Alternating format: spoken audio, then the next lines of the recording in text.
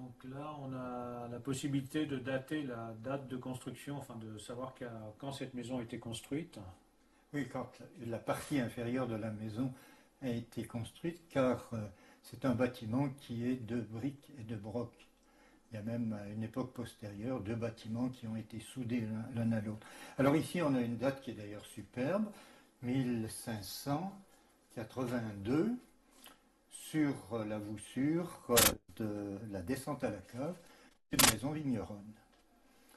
Là-dessus, on est au XVIe siècle, et ce qui intéresse notre grenier synagogue, c'est au XVIIIe siècle, au début du XVIIIe siècle. Par conséquent, un certain nombre de dizaines d'années s'écoulent sans qu'on en sache rien.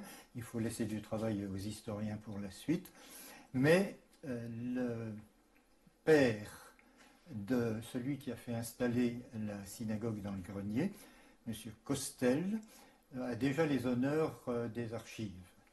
C'était un tempérament probablement assez rude et qui ne se laissait pas faire parce qu'il y a un acte qui montre qu'il a été puni pour avoir pris à partie un des responsables du village. Puis le temps passe et on arrive aux alentours de 1720.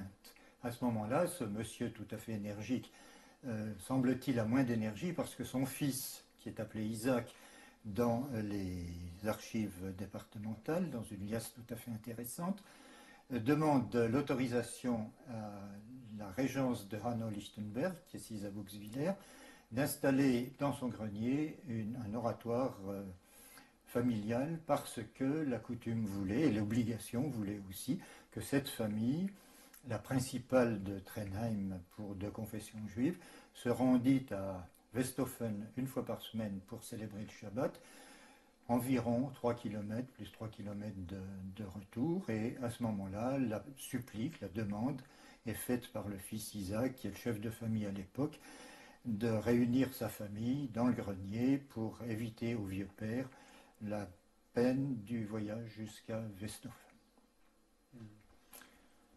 Donc j'ai fait allusion à une liasse des archives départementales qui nous montre que la demande a été reçue, que l'autorisation a été accordée, de telle sorte que l'hiver, en décembre 1722, l'installation commence à être mise en œuvre. Et là, tout se passe bien. Et là, tout va mal se passer.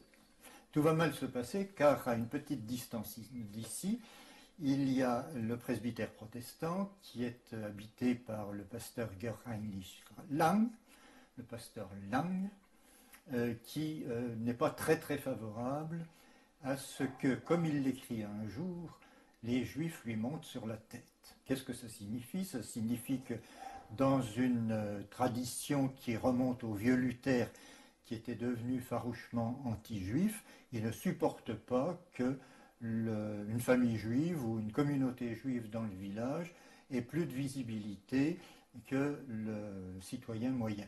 Et affirme donc par un signe ostensible, comme on dit aujourd'hui, sa judaïcité. Et c'est à la même régence des comtes de Hanau-Lichtenberg qui commence en janvier 1723 une correspondance tout à fait incendiaire. En termes tout à fait injurieux, il explique que l'impudence des Juifs va jusqu'à construire une synagogue du diable. Il cite là c'est une citation du Nouveau Testament, et que cette famille a abusé d'une permission de construire un oratoire pour construire une véritable synagogue. Alors suivent dans dans les attendus de la correspondance les arguments. Cette synagogue, premièrement, a des grandes fenêtres, donc ça n'est pas un simple oratoire, elle est visible de l'extérieur, et ensuite il dit avoir la preuve que d'autres juifs que de la famille viennent y suivre les offices. La polémique va durer janvier, février, mars, avril, et on a la chance d'avoir la correspondance, la réponse des administrateurs, la réponse des autorités, et d'autres lettres du pasteur, ainsi que quelque chose qui nous a bien servi, des expertises faite sur les lieux mêmes pour établir s'il s'agit d'un oratoire privé ou d'une véritable synagogue. Voilà, la machine est lancée avec beaucoup d'acrimonie des deux côtés. Et tout ça se termine comment alors? Enfin, comment ça évolue et comment ça se termine? Alors, l'évolution est la suivante. On distingue très nettement dans le village les pour et les contre. Les contre sont derrière le pasteur et les pour font une première inspection et disent, c'est un certain nombre de personnes du village, dont les noms de famille existent encore aujourd'hui, ils grimpent jusqu'au grenier et disent qu'est-ce qu'on a vu? On a vu une salle où on peut se tenir à une vingtaine de personnes. Derrière, il y a une salle qui communique et qui est réservée aux femmes. C'est à peu près tout ce qu'on a vu. Pourquoi est-ce qu'on dirait que c'est une véritable synagogue? Le témoignage de ces personnes est envoyé à la régence de Bouxwiller, qui écrit au pasteur: vous êtes bien excité, monsieur le pasteur, nous avons une expertise, une inspection de certaines personnes du village, dont des autorités locales qui nous disent qu'il s'agit simplement d'un lieu de réunion et ça n'est pas une synagogue qui menacerait l'équilibre des religions à Trenheim. Maintenant, si vous voulez, vous pouvez demander une autre expertise impartiale, le terme y est, à vos dépens. Et le pasteur accepte qu'une expertise, une inspection nouvelle soit mandatée. Et c'est un charpentier de la tribu des Chini, du côté de Hochfelden, une tribu de charpentiers qui existe encore aujourd'hui, et qui vient et qui établit un métré. Il dit quelle est la largeur de la synagogue ou de l'oratoire, puisque ça n'est pas tranché, quelle est sa hauteur sous plafond, comment elle se présente, et ce qu'il a vu. Alors ce qu'il a vu, c'est une armoire pour les 10 commandements, je cite. Donc c'était déjà en service puisqu'il y avait la Torah. Par ailleurs, je signale tout de suite qu'il ne mentionne pas les décors que nous pouvons voir encore aujourd'hui, qui sont donc postérieurs. Alors ça évolue, on convoque Isaac à Bouxwiller, on convoque le pasteur qui dit qu'il ne viendra pas parce qu'il a une journée de prière. Enfin, Isaac y va. Et il se fait punir parce qu'il semble que effectivement le caractère de synagogue publique résulte des grandes fenêtres et de l'espace réservé au culte, et il a une amende. Je signale justement que s'il a une amende, c'est que les autorités qui protégeaient les Juifs contre la malveillance de leurs concitoyens y trouvaient leur avantage. Il a une amende, mais il est autorisé à faire une nouvelle demande. Lisons entre les lignes, une nouvelle demande moyennant de nouveaux finances.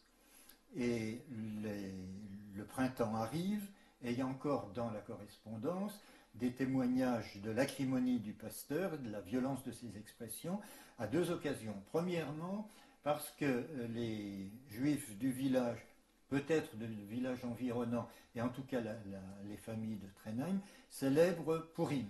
Purim, c'est ce qui équivaut au carnaval, au Mardi Gras chez les chrétiens. Et le pasteur dit que c'est un carnaval athée, qu'il est inadmissible, parce qu'il prostitue le saint dimanche du Seigneur. Vous voyez les expressions qu'il emploie. Et ensuite, il y a une inauguration officielle qui motive de nouveau une lettre injurieuse du pasteur, alors qu'il se fait répondre qu'il emploie des expressions indignes de son état de pasteur. Vous voyez que le pouvoir civil donne aussi sur les doigts du pasteur quand lui, il outrepasse la dignité de sa fonction. Malheureusement, la liasse de documents s'arrête là, et on ne sait pas comment pendant l'été les choses ont finalement abouti à une sorte d'équilibre entre les influences, parce que une partie du village est très favorable aux Juifs, leurs concitoyens juifs, puisqu'ils se font injurier par leur pasteur, disant qu'ils sont très très mal inspirés et qu'ils font cause commune avec les Juifs. L'histoire s'arrête là, et le temps passe.